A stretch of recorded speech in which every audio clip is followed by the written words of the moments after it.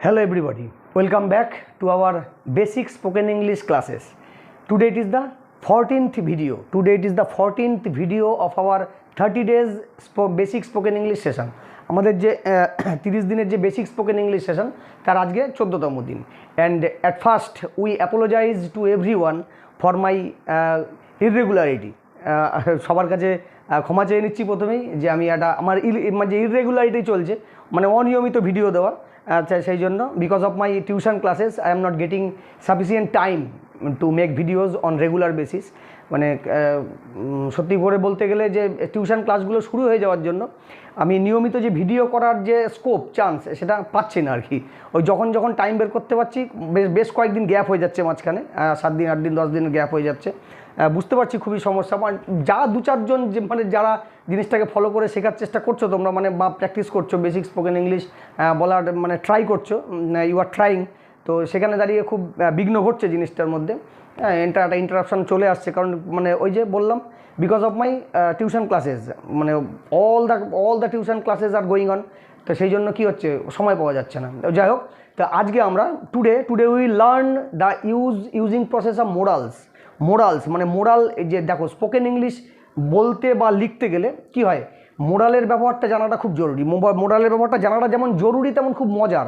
Moral জানা থাকলে, মোরালের ব্যবহারগুলো ঠিকঠাক জানা থাকলে কি হয়, আমরা অনেক কিছু টেন্সের অনেক খুঁটিনাটি অনেক ভজকট নিয়মকে বাঁচিয়ে নিয়ম থেকে বেরিয়ে এসে মোরাল দিয়ে আমাদের যে মনের যে ইমপ্রেশন, যে ভাব, যে মুড, সেগুলো প্রকাশ করতে পারি। ঠিক আছে, মানে মোরাল দিয়ে খুব সহজে মুডগুলো প্রকাশ করা যায়, যেখানে অত নিয়মকানুনের কোনো ব্যাপার থাকে না মোরাল দিয়ে বলতে গেলে। তো সেই জন্য মোরালটা জানা খুব প্রয়োজন, এবং মোরাল দিয়ে কথা বললে মানে যে অ্যাপিয়ারেন্স, নিজের যে অ্যাপিয়ারেন্সটা সেটাও খুব ভালো হয়, মানে কথা বলার সময় বা লেখার সময়, বিশেষ করে স্পোকেন ইংলিশের সময় কথা বলতে গেলে। তো বিষয়টা হচ্ছে যে আজকে আমরা today we learn about morals, মানে আজকে শুধু আজকে না, মানে আজকেই যে মোরাল সম্বন্ধে পুরোটা বলা যাবে মানে সেটা নয়। From today and after 3 or 4 videos we will learn about morals. মানে আমরা আজকে থেকে আগামী 3 থেকে 4টে ভিডিও করতে হবে মোরালের উপরে, তাহলে টোটাল মোরালটা জানা হয়ে যাবে তোমাদের, মানে যারা চেষ্টা করছো স্পোকেন ইংলিশ বলার। তো সেই মোরালগুলো জেনে নিলে এই 3-4টে ভিডিওর মধ্যে মোরালগুলো মোটামুটি বলা হয়ে যাবে আশা করি। ঠিক আছে, মানে ছোটো করে বলে গেলে ধারণাটা তোমাদের দিয়ে গেলে। তো মোরাল জিনিসটা, এবার ব্যাপারটা হচ্ছে দেখো, যে কোনো জিনিস জীবনে যে কোনো জিনিস করতে গেলে আগে হোয়াই পার্টটা ক্লিয়ার করে নিতে হয় যে আমি কেন করব কাজটা, তারপর হাউ পার্টটাকে ক্লিয়ার করতে হয় যে আমি কীভাবে করব। আগে আমাকে জানতে হবে আমি কেন করবো, আমি একটা কিছু করতে যাচ্ছি বা শিখতে যাচ্ছি, আমি কেন শিখবো, আমাকে শিখে তো কিছু আমার সেটার মানে লাভ থাকতে হবে। তো সেই জন্য আগে হোয়াই পার্টটা ক্লিয়ার করবো যে মোরালটা কেন আমাদের শেখা প্রয়োজন, জানা প্রয়োজন, এবং কতটা সহজে মোরাল জানলে কতটা সহজে আমরা মনের বিভিন্ন ভাব, ইমপ্রেশন, মুড এগুলো প্রকাশ করতে পারি। এবার প্রথমে জানা দরকার যে মোরালটা আসে কোথা থেকে, মোরাল জিনিসটা কি, মোরালটা আসে কোথা থেকে। দেখো আমি স্ট্রাকচারটা আগেই করে রেখেছি, কারণ লিখতে টাইম লাগবে বলে আমি লিখে রেখেছি। দেখো মোরাল জিনিসটা হচ্ছে এক ধরনের ভার্ব, মোরালটা কিন্তু এক ধরনের ভার্ব। দেখো এই জন্য ভার্ব লিখেছি। ভার্বকে দুটো ভাগে ভাগ করা যায়, মানে একদম বেসিক লেভেলে, একদম ইন্টারমিডিয়েট লেভেলে যদি চিন্তা করি তাহলে মানে বলতে হয়, তাহলে ভার্বকে দুটো ভাগে ভাগ করা হয়। একটা হচ্ছে ফাইনাইট ভার্ব, একটা হচ্ছে নন ফাইনাইট ভার্ব। ভার্বকে দুটো অংশে ভাগ করে নেওয়া হয়, ফাইনাইট এবং নন ফাইনাইট। এবার দেখো এই ফাইনাইট ভার্বের মধ্যে কী আসে, ফাইনাইট ভার্বের মধ্যে আসে প্রিন্সিপাল ভার্ব এবং অক্সিলারি ভার্ব। প্রিন্সিপাল ভার্ব বা অক্সিলারি ভার্ব, প্রিন্সিপাল ভার্বকে আমরা মেন ভার্ব বলি, প্রিন্সিপাল ভার্বকে কিন্তু আমরা মেন ভার্ব বলি। কোনগুলো মেন ভার্ব, দেখবে যে মানে যে ভার্বগুলো আমরা যে ধরো গো, কাম, ইট, রান, রিড, স্লিপ, এই যে ভার্বগুলো, খাওয়া, ঘুমোনো, পড়া, ওঠা, বসা, কথা বলা, এই যে ভার্বগুলো, এগুলো হচ্ছে মানে এগুলোকে আমরা কি বলি, প্রিন্সিপাল ভার্ব বা মেন ভার্ব বলি। বোঝা গেল? আর আরেকটা এই মানে ফাইনাইট ভার্বের আরেকটা অংশ হচ্ছে অক্সিলারি ভার্ব। অক্সিলারি ভার্ব বা যেটাকে আমরা হেল্পিং ভার্ব বা সাহায্যকারী ক্রিয়া বলি, হেল্পিং ভার্ব বা সাহায্যকারী ক্রিয়া বলি, সেগুলো হচ্ছে অক্সিলারি ভার্ব। প্রিন্সিপাল ভার্বের দেখো, প্রিন্সিপাল ভার্বের দুটো ভাগ হয়। প্রিন্সিপাল ভার্বকে দুটো ভাগে ভাগ করা হয়, ট্রানজিটিভ এবং ইনট্রানজিটিভ, এই দুটো ভাগে ভাগ করা হয়। এবং ভয়েস চেঞ্জের সময় আরেকটা কথা চলে আসে, যখন ভয়েস চেঞ্জ আমরা করি তখন ট্রানজিটিভ, ইনট্রানজিটিভ এবং ডাইট্রানজিটিভ কথাটা চলে আসে, সেটা এখানে লিখিনি। ওটা ভয়েস চেঞ্জের সময় ডাইট্রানজিটিভ কথাটা আসে, যেখানে দুটো অবজেক্ট থাকে, যে বাক্যের মধ্যে দুটো অবজেক্ট থাকে। তো এটা গেলো একটা পার্ট। এবার দেখো তাহলে ফাইনাইট ভার্বের আরেকটা অংশ কি, সেটা হচ্ছে অক্সিলারি ভার্ব বা হেল্পিং ভার্ব যেটাকে বলি। এই অক্সিলারি ভার্বকে আবার দুটো অংশে ভাগ করা হয়, একটা হচ্ছে প্রাইমারি অক্সিলারি আর একটা হচ্ছে মোরাল অক্সিলারি। এই প্রাইমারি অক্সিলারির মধ্যে কি আছে, নীলকালিটা কোথায় গেল, দেখো এই প্রাইমারি অক্সিলারির মধ্যে আছে 3টে ভার্ব হয়, ডু ভার্ব, ঠিক আছে, বি ভার্ব আর একটা হচ্ছে হ্যাভ ভার্ব। এই প্রাইমারি অক্সিলারির মধ্যেই তিনটে ভার্ব থাকে, ডু ভার্ব, বি ভার্ব এবং হ্যাভ ভার্ব। আর মোরাল অক্সিলারি আর আছে মোরাল অক্সিলারি। মোরাল অক্সিলারির মধ্যে 14টা বেসিক মোরাল হয়, 14টা বেসিক মোরাল হয়, আর সেগুলো নিয়ে বানিয়ে দেওয়া যায়, আরও বানানো যায়। যেমন ধরো 14টা বেসিক মোরালের মধ্যে যেমন can, could, shall, should, will, would, may, might, must, তারপর ধরো dare, have to, use to, তা এগুলো হচ্ছে মোরাল। এবার তার সাথে অনেক বানানো যায়, যেমন শ্যাল হ্যাভ, উইল হ্যাভ, মানে কুড হ্যাভ, মাইট হ্যাভ, এগুলো বানিয়ে নেওয়া যায়। সেগুলো প্রয়োগ আস্তে আস্তে আমরা ওই যে 3 থেকে 4টে ভিডিওর মধ্যে সেগুলো সব শিখবো। আগে দেখে নিই যে মোরালটা কী, মোরালটা আসে কোথা থেকে। তো তা কী বলছিলাম, ভার্বের দুটো অংশ, ফাইনাইট আর নন ফাইনাইট। ফাইনাইটকে দুটো ভাগে ভাগ করি আমরা, প্রিন্সিপাল, অক্সিলারি। প্রিন্সিপাল ভার্ব হচ্ছে ট্রানজিটিভ এবং ইনট্রানজিটিভ, আর অক্সিলারি ভার্বের হচ্ছে প্রাইমারি অক্সিলারি আর মোরাল অক্সিলারি।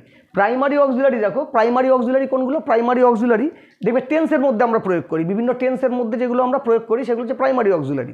যেগুলো টেন্সের মধ্যে প্রয়োগ করা হয় সেগুলো প্রাইমারি অক্সিলারির কী কী? যেমন ডু ভার্ব, ডু ভার্বটা হচ্ছে 3টে, do, does, did. Do, does, did. Do আর ডাজ প্রেজেন্ট ইনডিফিনিটে ব্যবহার হয়, ডিড পাস্ট ইনডিফিনিটে ব্যবহার হয়। বি ভার্ব কি? বি ভার্ব হচ্ছে অ্যামিজার, ওয়াজ ওয়ার। অ্যামিজার আর ওয়াজ ওয়ার এগুলো হচ্ছে বি ভার্ব। আরেকটা হচ্ছে হ্যাভ ভার্ব। হ্যাভ ভার্বটা কি? হ্যাভ ভার্ব হচ্ছে have, has, had. Have, has, had এগুলো হচ্ছে সব প্রাইমারি অক্সিলারির মধ্যে পড়ে এবং এগুলো টেন্সের মধ্যে ব্যবহার করা হয়, টেন্সের মধ্যে ব্যবহার করি। তো টেন্সের যে এই ভিডিও সেকশানে গেলে, এই চ্যানেলের ভিডিও সেকশানে যদি মানে যাও, টেন্সের মধ্যে দেখবে সমস্ত টেন্সের মধ্যে কোন অক্সিলারি মানে এই প্রাইমারি অক্সিলারিগুলোর কী কী ব্যবহার আছে সেগুলো ওখানে সব করানো আছে প্রত্যেকটা টেন্সের মধ্যে। এবার আসে এই অক্সিলারির আরেকটা ভাগ হচ্ছে মোরাল। মোরাল, মোরাল বললাম 14টা আছে। তো এই মোরালটা আমরা আলোচনা করবো। এবার আমাদের কি মোরালটা শিখতে হবে, আমরা মোরালটা শিখবো কথা বলার জন্য এবং লেখার জন্য। মোরালটা শেখা খুব জরুরি। মোরালের ভুলভাল ব্যবহার করে মানে ভুলভাল হয়ে যায় বাক্যের, এবং মোরালটা যদি জানা থাকে খুব ইজিলি নিজের মুডগুলোকে প্রকাশ করা যায়, এবং টেন্স ফেন্স সমস্ত কিছুকে বাঁচিয়ে, সব নিয়মকে বাঁচিয়ে, সেটা পরে বলছি কীভাবে। আর একটা হচ্ছে ভার্বের আরেকটা অংশ হচ্ছে নন ফাইনাইট। নন ফাইনাইটের আবার 3টে ভাগ হয়, ইনফাইনাইট, জেরান্ড আর participle. Infinite, gerund, participle. Infinite দিয়েও দেখবে ভিডিও সেকশানে একটা ভিডিও করে দেওয়া আছে, ইনফাইনাইট ভার্ব কীভাবে করা হয়, কীভাবে তার প্রয়োগ হয়।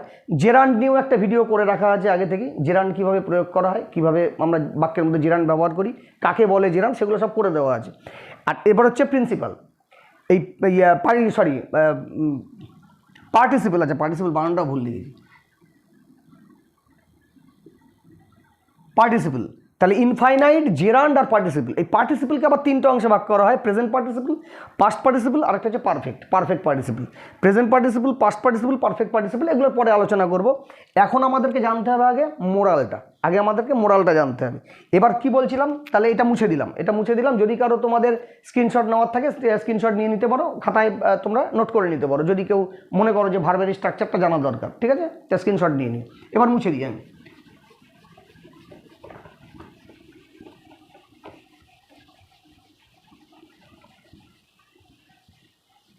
সো মোছা কমপ্লিট। এবার আমরা কী করবো বললাম, মোরাল নিয়ে আলোচনা করব। দেখো মোরাল কেন শিখবো, মোরালটা আমরা কেন শিখবো, কারণটা হচ্ছে মোরাল খুব ইজিলি মোরাল জানলে খুব ইজিলি আমরা নিজের মুডগুলোকে প্রকাশ করতে পারি, ইমপ্রেশনগুলোকে প্রকাশ করতে পারি।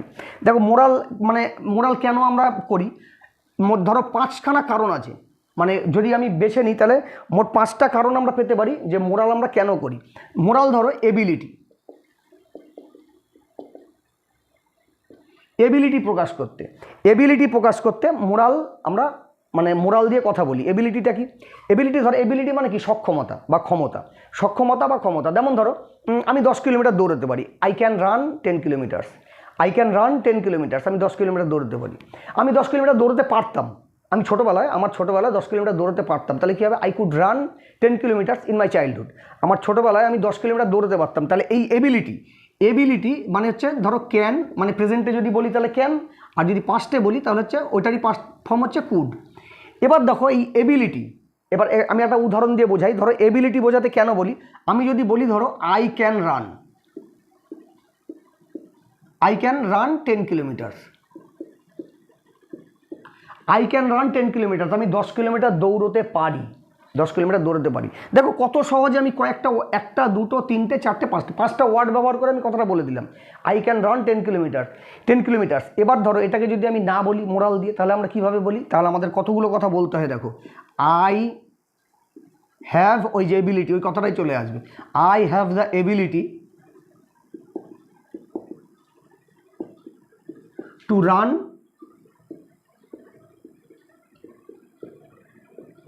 10 কিমিজ। দেখো, I have the ability to run 10 কিমিজ, আমার সক্ষমতা আছে 10 কিলোমিটার দৌড়তে। মোরালের ব্যবহার না জানলে আমাকে এত কিছু বলতে হতো। আরেকটা কীভাবে বলতে পারতাম, আই অ্যাম এবল। ধর আরেকটা বলতে পারতাম এবিলিটি কথাটা না ব্যবহার করে, I am able to run 10 কিমিজ। হলো? তাহলে এত কিছু, এই যে এবিলিটি এবল, এই কথাগুলো আমাকে ব্যবহার করতে হতো শুধুমাত্র মোরাল না জানার জন্য। মোরাল না জানার জন্য আমাকে এত বড় করে কথাটা বলতে হতো। I have the ability to run 10 kilometres, বা I am able to run 10 kilometres. I have the ability মানে আমার সক্ষমতা আছে 10 কিলোমিটার দৌড়তে, আর আই অ্যাম এবল মানে আমি সক্ষম, আমি হই সক্ষম 10 কিলোমিটার দৌড়তে। তো এই যে কথাগুলো আমি বলতাম, এই কথাগুলোকে আমি কত সহজে বলে দিতে পারলাম একটা মোরাল ব্যবহার করে, I can run 10 kilometres, I can run 10 kilometres. এই জন্য আমাদেরকে মোরালটা জানতে হবে। আজকে আমরা মোরাল কেন জানবো এবং মোরাল কী কী কারণে ব্যবহার করি সেই পার্টটা ক্লিয়ার করব। পরের ভিডিও থেকে সমস্ত মোরালগুলো নিয়ে আলোচনা করবো। এক একদিন 3-4টে করে মোরাল ধরবো, তাকে নিয়ে আলোচনা করবো, ঠিক আছে? এটা দেখো খুব মজার বিষয় যে কেন আমাদেরকে মোরাল ব্যবহার করতে হয়, কেন মোরাল বললে অনেকটা সহজ হয়ে যায়। দেখো কতটা বড় আমাকে কথাটা বলতে হচ্ছিল, I have the ability to run 10 kilometres, I am, অথবা I am able to run 10 kilometres, আমি 10 কিলোমিটার দৌড়াতে সক্ষম, বা আমার সক্ষমতা আছে 10 কিলোমিটার দৌড়ানোর।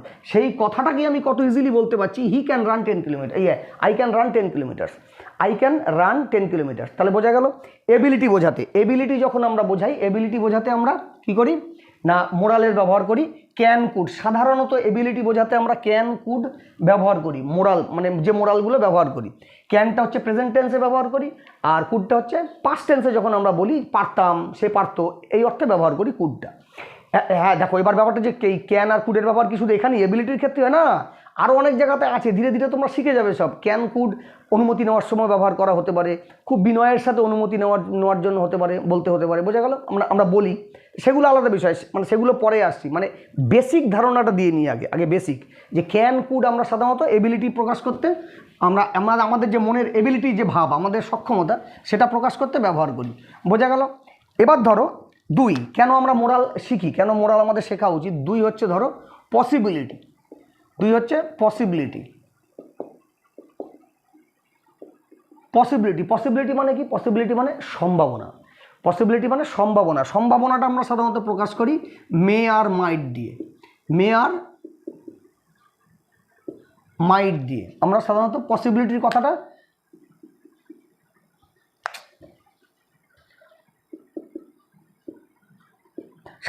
মে আর মাইট দিয়ে আমরা পসিবিলিটির কথাটা প্রকাশ করি। বোঝা গেল? এবার মে আর মাইট কেমনভাবে ব্যবহার করি, যেমন ধরো হি মে কাম টুডে, সে আজ আসতে পারে। ইট মে রেইন টুডে, আজ বৃষ্টি হতে পারে। বোঝা গেল? ইট মে রেইন টুডে, আজ বৃষ্টি হতে পারে। আবার কি মাইটটাও বলতে পারি, ইট মাইট রেইন টুডে, আজ বৃষ্টি হতে পারে। তাই দুটোর মধ্যে পার্থক্য কি? দুটোর মধ্যে পার্থক্য হচ্ছে, এটা একটা সূক্ষ্ম বিষয়। মানে ব্যাপারটা হচ্ছে মে দিয়ে বললে সম্ভাবনাটা বেশি বোঝায়, আর মাইট দিয়ে বললে সম্ভাবনাটা কম বোঝায়। যেমন ধরো ইট মে রেইন টুডে, মানে প্রবল চান্স আছে বৃষ্টি হওয়ার, মানে হয়তো 80-90% চান্স আছে বৃষ্টি হওয়ার। আর যদি বলি ইট মাইট রেইন টুডে, তার মানে কি বোঝায়? তার মানে তখন ব্যাপারটা অনেকটা 50-50 জায়গায় চলে আসে, মানে বৃষ্টি হতে পারে আবার না হতে পারে, 50-50 জায়গায়। বিষয়টা বোঝা গেল? মানে আমি কিন্তু আবার বলছি, এগুলো কিন্তু এই একটাই যে ব্যবহার তা নয় কিন্তু। এই যে পসিবিলিটির ক্ষেত্রে কিন্তু ক্যানও হতে পারে, ইট ক্যান রেন টুডে, আজ বৃষ্টি হতে পারে, এটাও কিন্তু বলা যেতে পারে। কিন্তু আমরা বেসিক ধারণাটাকে নিয়ে নিই। দেখো, আগে সাইকেল চালানো শিখছি, সাইকেল চালানো শেখার সময় কী করি আমরা, শক্ত করে হ্যান্ডেল ধরে খুব গুরুত্ব দিয়ে তাকে করে সাইকেলটা চালানো শিখি। তারপর যখন শিখে যায়, তারপর কী করে, হাত ছেড়ে। তারপর শিখে যাওয়ার পরে হাত ছেড়ে এক হাতে ফোন, অনেক সময় দু হাতে চুল ফুল ঠিক করতে করতে অনেকে দিকে রাস্তা দিয়ে সাইকেল চালায়। এই দেখ আমার এক হাত নেই, দেখ 2 হাত নেই, তারপর বলবে এই দেখ আমার দাঁত নেই, ধপাস করে পড়ে যাওয়ার পর। তো এটা কখনো করা উচিত না, সেই জন্য বললাম। তো বিষয়টা হচ্ছে, আমরা যখন শিখি, আমি ধরো তোমরা ধরো সাঁতার শিখতে গেলে প্রথম দিনই গিয়ে বললাম চিত সাঁতার কাটবো, আমি চিত হয়ে শুয়ে সাঁতার কাটবো। চিত হয়ে শুলে কী হবে, জল বল খেয়ে তো উঠতে হবে, নাকে মুখে জল ঢুকে। তো প্রথমে কী করি আমরা, ভালো করে সাঁতারটা শিখি, মানে বডিটাকে ভাসানো শিখি জলে। তারপর শিখে যাওয়ার পরে আবার নানা রকম কায়দা কৌশল তো নিজে থেকেই চলে আসবে। তো সেরকম আর কি, আগে বেসিক ব্যাপারটা বুঝে নিতে হবে, আগে বেসিক ধারণাটা দিয়ে দিচ্ছি, তারপরে এবার তার যে বিভিন্ন প্রকাশ বিভিন্ন প্রয়োগ সেগুলো পরে যখন আমরা শিখে যাব বিষয়টা তখন আবার আলোচনা করা যাবে, তখন নিজেরাই বুঝে যাবে, আলোচনা করার প্রয়োজন পড়ে না। তো পসিবিলিটির ক্ষেত্রে আমরা সাধারণত মে মাইট ব্যবহার করি, ক্যান কুডও ব্যবহার হয় না যে তা নয়, কিন্তু বেসিক ব্যাপারটা হচ্ছে আমরা পসিবিলিটির ক্ষেত্রে মে মাইটটা ব্যবহার করি। এরপর কি আসে, এরপর কেন শিখতে হয় আমাদেরকে, এরপর আছে পারমিশন।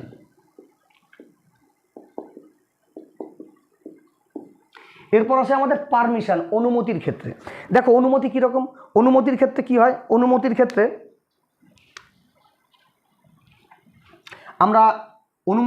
আমরা ক্যানও ব্যবহার করি, মেও ব্যবহার করি, ঠিক আছে, কুডও ব্যবহার করি, মাইটও ব্যবহার করি।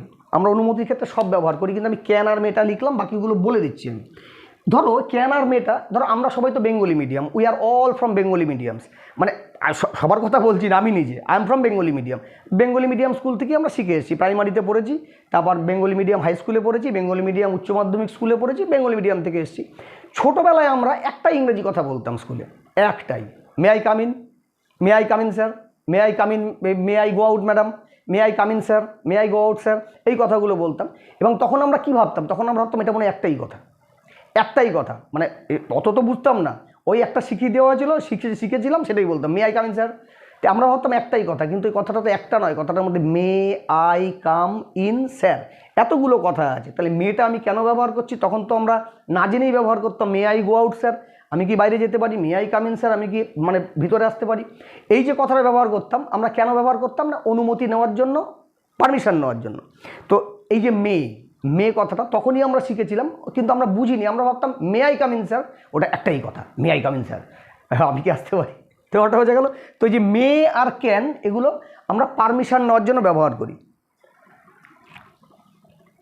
ও সরি, এখানে পারমিশন মানটা আবার ভুল লিখে দিয়েছি। হ্যাঁ, মে আর ক্যান আমরা পারমিশন নেওয়ার জন্য ব্যবহার করতে পারি। তাহলে কি, may I come in, can I come in.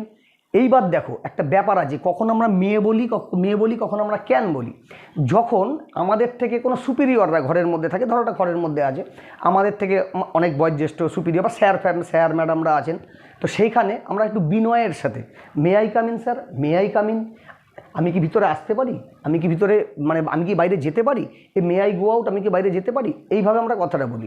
কিন্তু দেখা গেল কোথাও যেমন ধরো কি বলবো, অতটা সম্মান দেওয়ার নেই, যারা আছে আমার থেকে হালকা সিনিয়র, মানে আমি দেখা গেল আমি যে ক্লাসে পড়ি তার থেকে এক ক্লাস উপরে, আমার থেকে একটু সিনিয়র, বা দেখা গেল জুনিয়ররাও থাকতে পারে, সমবয়সীরাও থাকতে পারে, সেখানে আমরা মেয়ে বলি না, সেখানে মেয়ে বলার প্রয়োজন পড়ে না, তখন আমরা বলি ক্যান আই কাম ইন, আমি কি ভিতরে আসতে পারি, তখন গলার টোনটা থাকে অন্য, আমি কি ভিতরে আসতে পারি। আর যখন একটুখানি আমাদের থেকে যারা সুপিরিয়ররা থাকেন, তখন যদি আমাদেরকে অনুমতি নিতে হয়, তখন আমরা কি বলি, may I come in, may I go out, আমি কি আসতে পারি, আমি কি যেতে পারি, তখন এইভাবে আমরা বলি।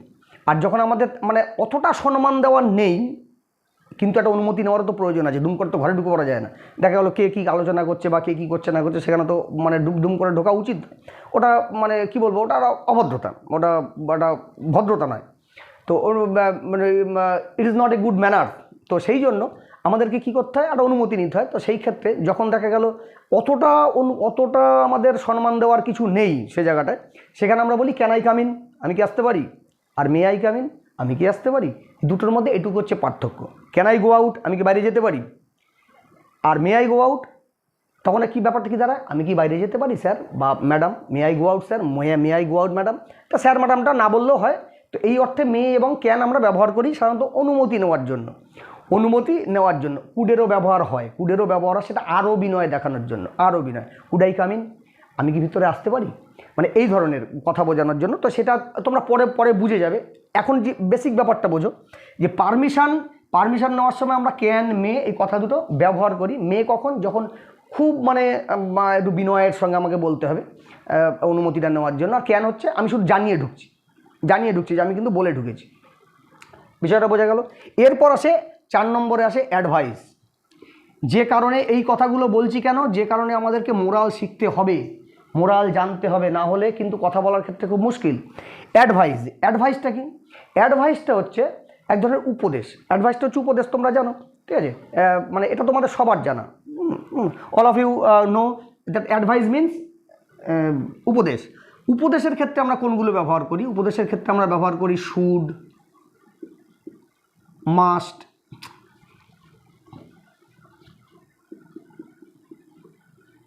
এগুলো আমরা উপদেশের, এই দুটো আমরা উপদেশের ক্ষেত্রে ব্যবহার করি। উপদেশের ক্ষেত্রে ইউ শুড গো দেয়ার, তোমার সেখানে যাওয়া উচিত। ইউ শুড কল হার, তোমার তাকে একবার ফোন করা উচিত, ঠিক আছে। ইউ মাস্ট কল হার, তোমার অবশ্যই সেখানে যাওয়া উচিত। ইউ মাস্ট কল হার, তোমার অবশ্যই তাকে একবার কল করা উচিত, ফোন করা উচিত। ইউ মাস্ট গো দেয়ার, তোমার অবশ্যই সেখানে যাওয়া উচিত। শুড মানে হচ্ছে, শুড আমরা ব্যবহার করি উচিত অর্থে। ইউ শুড গো দেয়ার, তোমার সেখানে যাওয়া উচিত। You should talk to her, তোমার তার সাথে কথা বলে নেওয়া উচিত। You should talk to him, তার সাথে তোমার কথা বলে মিটিয়ে নেওয়া উচিত। আর ইউ মাস্ট গো দেয়ার মানে তোমার অবশ্যই সেখানে যাওয়া উচিত। বিষয়টা ক্লিয়ার করতে পারছি কি? ইউ শুড গো দেয়ার, তোমার সেখানে যাওয়া উচিত। ইউ মাস্ট গো দেয়ার, তোমার অবশ্যই সেখানে যাওয়া উচিত। বিষয়টা বোঝা গেল? এই মানে শুডটা আমরা বলি মানে অ্যাডভাইস, উপদেশ অর্থে, আর মাস্টটা একটু জোর দিয়ে বলি, তোমার অবশ্যই কাজটা করা উচিত, নাহলে হয়তো খুবই ব্যাপারটা খারাপ দেখাবে। এই অর্থে আমরা শুড, মাস্ট এই জিনিসগুলো ব্যবহার করি। আই রিপিট, আবার বলছি, বিভিন্ন জিনিসের ব্যবহার কিন্তু বিভিন্ন ক্ষেত্রে হয়, এগুলো অল্টারনেট হয়, কিন্তু সেগুলো আলাদা ব্যাপার। আগে বেসিক, আগে সাঁতার শিখতে হবে, জলে নেমে সাঁতার কাটা, চিৎ সাঁতার পরে, আর না চিৎ সাঁতার কাটতে গিয়ে আগেই সলিল সমাধি হয়ে যাবে, নাকে মুখে জল ফল ঢুকে অস্থির কাণ্ড হয়ে যাবে, সাঁতার কাটার সাহসটাই চলে যাবে তারপর, ঠিক আছে? ব্যাপারটা বোঝা গেল? ওই জন্য আগে বেসিক ব্যাপারটা, কিছুই জানি না তার থেকে কিছু জেনে নিয়ে বলি, এটাই তো সব থেকে ভালো। মানে একটা কথাই আছে ইংরাজিতে, something is better then nothing, বাংলায় বলে নাই মামার চেয়ে কানা মামা ভালো, সেরকম আর কি। তো অ্যাডভাইস হচ্ছে শুড আর মাস্ট। শুড হচ্ছে উচিত, আর মাস্ট হচ্ছে অবশ্যই উচিত। বোঝা গেল? আরেকটা কী কারণে আমাদের জানতে হবে, 5 নম্বর কারণ, অ্যান্ড দ্য লাস্ট, এটাই হলো মানে লাস্ট। সাধারণত এই অর্থে আমরা মোরাল ব্যবহার করি। অব্লিগেশন, সেটা হচ্ছে অব্লিগেশন। অব্লিগেশন বিষয়টা কীরকম? অব্লিগেশন বিষয়টা হচ্ছে, হ্যাঁ ঠিকই না, মাঝে মাঝে বানান ভুল করি আমি। তো অব্লিগেশন বিষয়টা হলো যে কার উপরে চাপিয়ে দেওয়া, কিছুটা চাপিয়ে দেওয়া। ওটাও কিন্তু এক ধরনের উপদেশই, কিন্তু একটু জোর দিয়ে বলা হয়, একটু জোর দিয়ে বলা হয় অব্লিগেশনটা। যেমন ধরো হ্যাভ টু, অট টু, এগুলো হচ্ছে অব্লিগেশনের ক্ষেত্রে আমরা ব্যবহার করি। যেমন ধরো you have to go with me, তোমাকে আমার সাথে যেতে হবে। You have to do this, you have to complete your homework before you leave, তুমি যাওয়ার আগে, বেরোনোর আগে, যেমন আমরা ছেলেকে বলি প্রতিদিনই, you have to complete your homework before you go to play, তুমি খেলতে যাওয়ার আগে তোমাকে হোমওয়ার্ক কমপ্লিট করতে হবে। এই যে জিনিসটা তুমি বাধ্য, মানে অ্যাকচুয়ালি বাধ্য করা, কাউকে বাধ্য করা, মানে এটাও এক ধরনের উপদেশ, কিন্তু অনেকটা জোর দিয়ে, বলপূর্বক, মানে সে শুনতে চাইছে না, তাকে জোর দিয়ে। You ought two go there, তোমাকে যেতেই হবে ওখানে। You ought two go there, তোমাকে ওখানে যেতেই হবে। You have to go with me, তোমাকে আমার সাথে যেতে হবে, তোমাকে আমার সাথে যেতে হবে। এবার একদম যদি সে বেঁকে বসে যাবো না, তাহলে আর কী করা যাবে? মানে আমার হয়তো তার উপরে সেই অধিকারটা আছে বলার, আমার তার উপরে সেই অধিকারটা আছে, আমি তার উপরে জোর খাটাতে পারি, সেই অর্থে। আর না, কাউকে তো জোর করে করা যায় না, তো অসাংবিধানিক হয়ে যাবে, মানে তার মানে গণতান্ত্রিক অধিকারে হস্তক্ষেপ হবে, সেটা নয়। মানে আমি তাকে বলতে পারি, আমার সেই অধিকারটা আছে, জোর দিয়ে বলতে পারি, সেই জন্য আমি তাকে বলতে পারি you have to go with me, you have to come with me, তোমাকে আমার সাথে আসতে হবে। You have to go with me, তোমাকে আমার সাথে যেতে হবে। You have to go there, তোমাকে সেখানে যেতে হবে। You have to complete your homework before you go to play, তুমি খেলতে যাওয়ার আগে তোমাকে তোমার হোমওয়ার্ক কমপ্লিট করতেই হবে। You ought to complete your homework before you go to play, তোমাকে খেলতে যাওয়ার আগে তোমার হোমওয়ার্কটা কমপ্লিট করতেই হবে। বিষয়টা বোঝা গেল? এই রকম ক্ষেত্রে যখন এটাকে অব্লিগেশন বলা হয়, মানে একটু জোর দিয়ে কারোর উপরে চাপিয়ে দেওয়া, সেই অধিকারটা আমার আছে তার উপর চাপিয়ে দেওয়ার, সেই জন্য আমরা তাকে তার উপরে বলি এই কথাগুলো, এই মোরালগুলো ব্যবহার করি, হ্যাভ টু, অট টু, এই মোরালগুলো ব্যবহার করি।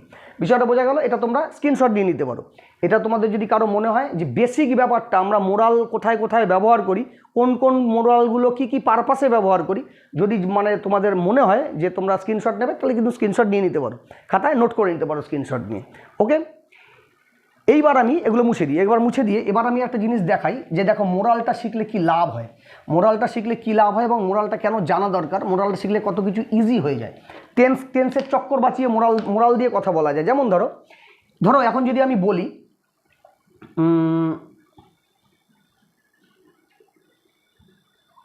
কি বলি, উদাহরণ ধরো যদি বলি he has the ability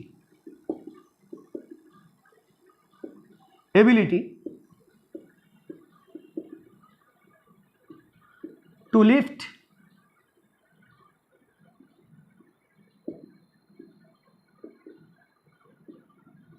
50 kilos, ধরো he has the ability to lift 50 kilos, বা লেখাটা সুন্দর হলো তো, এরোপ্লেন টেক অফ করার মতো, এরকম হুস পুরোপুরি চলে গেল। তাহলে he has the ability to lift 50 kilos, মানে তার সক্ষমতা আছে 50 কিলো তোলার মতো, তা 50 কিলো তোলার মতো। আবার ধরো যদি এটাকে যদি আবার আরেকভাবে বলি কী হবে, he is able to lift